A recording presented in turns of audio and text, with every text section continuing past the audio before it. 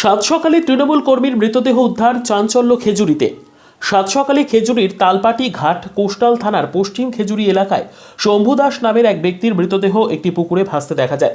চাঞ্চল্য ছড়িয়ে পড়ে গোটা এলাকায়। স্থানীয় বাসিন্দারা পুলিশে খবর দিলে তালপাটি ঘাট কোস্টাল থানার পুলিশ এসে মৃতদেহ উদ্ধার করে ময়না তদন্তের জন্য পাঠায়। ঘটনায় রাজনৈতিক চাপানুতো শুরু হয়েছে। মৃত ব্যক্তি তৃণমূল কংগ্রেস কর্মী, তবে এই ঘটনা খুন নাকি আত্মহত্যা ধোঁয়াশা তৈরি হয়েছে। মৃত্যুর পেছনে কি কারণ রয়েছে খতিয়ে দেখছে তালপাটি ঘাট কোস্টাল থানার পুলিশ।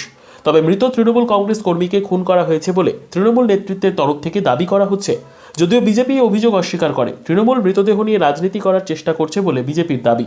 ব্যুরো রিপোর্ট, দিনরাত স্টার নিউজ। আমার নাম শিখ শ্যামল কুমার মিশ্র, খেজুরি 2 নম্বর ব্লক তৃণমূল কংগ্রেসের সভাপতি। আজকের সকালে শুনলাম যে আমাদের তৃণমূল কংগ্রেসের এক কর্মী পশ্চিম ভাঙনমারিতে বাড়ি, জনকা অঞ্চলের, তো তাকে মার্ডার করে দেওয়া হয়েছে। তো কে বা কারা মার্ডার করেছে সেটা হয়তো আমরা সঠিক জানি না, কিন্তু বিজেপির উৎপল দাস নামক একজনের বাড়িতে তার রক্ত পড়ে আছে এবং জুতো জামা সমস্ত পোশাক পড়ে আছে। তার পাশেই একটা পুকুরে তার মৃতদেহ ভাসতে দেখা যায়।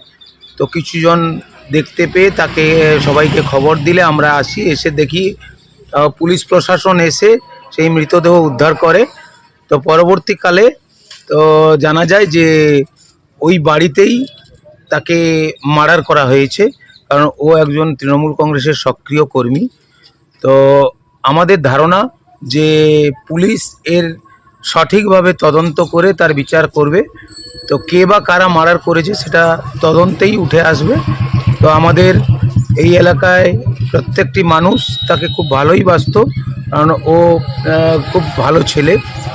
তাকে মার্ডার করে রাতের অন্ধকারে এইভাবে যে গতকাল আমরা শুনেছি যে গত রাত্রে এখানে কোনো এক নেতৃত্ব এসে এখানে মিটিং করে এই চক্রান্ত করেছে বিজেপির নেতৃত্ব। আমার ধারণা তারাই এই চক্রান্ত করে এই মার্ডারের সঙ্গে তারাই যুক্ত আছে। আমি প্রথমত বলবো, ভাঙনমারিতে এর আগে এরকম বড় ধরনের বোম ব্লাস্ট হয়ে একটা ঘটনা ঘটেছিল, যেটা এনআই তদন্তে চলছে। তখনও বলেছিল গ্যাস সিলিন্ডার ব্লাস্ট হয়েছিল। তার পরবর্তী পর্যায়ে দেখা গেল কি সত্য ঘটনা ধাপে ধাপে পরিষ্কার হচ্ছে, মানুষের কাছে চলে আসছে। আবার সেই একই ঘটনা একটা মৃত্যুকে কেন্দ্র করে যেভাবে তৃণমূল কংগ্রেসের নেতারা রাজনীতিকরণ করার চেষ্টা করছে, এটা আমি মনে করি অত্যন্ত দুর্ভাগ্যজনক। মৃত্যু অত্যন্ত দুর্ভাগ্যজনক। তবে যে রাজনীতিকরণ করার চেষ্টা করছে তাতে মানুষ বিশ্বাস করবে না। আর যেখানে হয়তো মার্ডার হয়েছে বলছে, দাবি করছে, সেখানে কিন্তু তৃণমূল কংগ্রেসে জিতেছে। পঞ্চায়েত সমিতি এবং অঞ্চলটা তৃণমূল কংগ্রেসের অধীনে রয়েছে। তারপরেও এই যে চক্রান্ত করার চেষ্টা করছে তাতে কিছু লাভ হবে না। তবে যে কিংবা যারা বলার চেষ্টা করছে, একটু পিছনের দিকে তাদের হিস্ট্রি দেখবেন, তারা কোন জায়গায় আছে, কি করেছেন, রাজনীতি কেরিয়ারে তাদের পরিস্থিতি কী আছে, স্থিতি কী আছে, সেটা দেখা দরকার আছে। এগুলো কিছু লাভ হবে না। আমরা ভারতীয় জনতা পার্টির পক্ষ থেকে এগুলো গুরুত্ব দিচ্ছি না। আশা রাখি আইনি পদক্ষেপে ওসি তার নির্দিষ্ট তার আইন ব্যবস্থাটা তদন্ত সাপেক্ষে তার দোষীদের যদি কিছু এরকম ঘটনা ঘটে থাকে ব্যবস্থা নেবে। আমরা আইনের প্রতি অত্যন্ত আমরা সহনশীল বিশ্বাস করে থাকি। আমরা অবশ্যই এটাকে নিয়ে বেশি একটা চিন্তা করছি।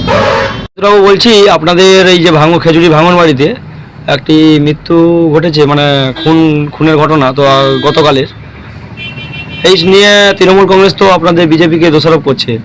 এই নিয়ে আপনি কি বলতে চান? আমি প্রথমত বলতে চাই, এর আগে আমরাও দেখেছিলাম ওই ভাঙনমারিতে বোম ব্লাস্ট হয়েছিল, সেখানে বলেছিল যে গ্যাস সিলিন্ডার ব্লাস্ট হয়েছে। পরবর্তী পর্যায়ে এলাকার মানুষ দেখেছে, সারা পশ্চিম বাংলার মানুষ দেখেছে। এনআই তদন্ত করার সঙ্গে সঙ্গে একটার পর একটা তথ্য চলে আসছে, মানুষের কাছে সুস্পষ্টভাবে প্রকাশিত হচ্ছে। যে কোনো মৃত্যু অত্যন্ত কষ্টদায়ক বিষয়। আমি প্রথমত বলি, যেই বুথের কথা বলছে সেই বুথ হচ্ছে তৃণমূল কংগ্রেসে জিতা বুথ। যেই পঞ্চায়েত সমিতির কথা বলছে সেই পঞ্চায়েত সমিতি তৃণমূল কংগ্রেসে জিতা পঞ্চায়েত সমিতি। যেই অঞ্চলের কথা বলছে সেই অঞ্চল তৃণমূল কংগ্রেসের দ্বারাই পরিচালিত। তো স্বাভাবিকভাবে এই জঘন্য রাজনীতি করতে গিয়ে তৃণমূল কংগ্রেস খেজুরি বিধানসভাতে অলরেডি তলানিতে পৌঁছে গেছে। আর সামনে লোকসভা নির্বাচন, সারা ভারতবর্ষে যখন দিশেহারা এদিক ওদিক করে পাগলের মতো ছুটছে সমস্ত চোর কয়েকটি দল মিলিত প্রচেষ্টা, তার মধ্যে এখানে মাননীয়া মমতা ব্যানার্জি রয়েছে। ঠিক একইভাবে তার চালারাও পাগল হয়ে গেছে। আর যিনি বক্তব্য দিচ্ছে শ্যামল বাবু, আমি ওনার বক্তব্য শুনেছি, উনি বাচ্চা একটা ছেলে গৌতম গৌতম সিটের কাছে গোহারা হেরে এখন উন্মাদ হয়ে গেছে, পাগল হয়ে গেছে। আর এখন দিদিমণি এখন 28 টাকার পাউচ দিয়েছে, সেই পাউচ খেয়ে ভুলভাল বক্তব্য দিয়েছে, যেটা মানুষও কোনোভাবে বিশ্বাস করবে না। আমি আইনের প্রতি আমরা বিশ্বাস করি, আমাদের দল আইনের প্রতি বিশ্বাস করে, আমরা কোর্টের প্রতি বিশ্বাস করি। আশা রাখি যদি তদন্ত করে এখানে অফিসার যারা আছে সঠিকভাবে তদন্ত হবে, এটুকু আমি বিশ্বাস করি। ধন্যবাদ।